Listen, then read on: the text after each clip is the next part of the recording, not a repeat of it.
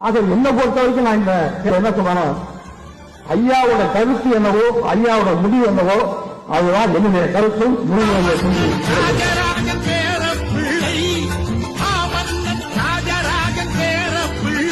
எங்கள் மருத்துவர் ஐயாவில் மூத்த பிள்ளை, எங்கள் மருத்துவர் ஐயாவில் மூத்த பிள்ளை.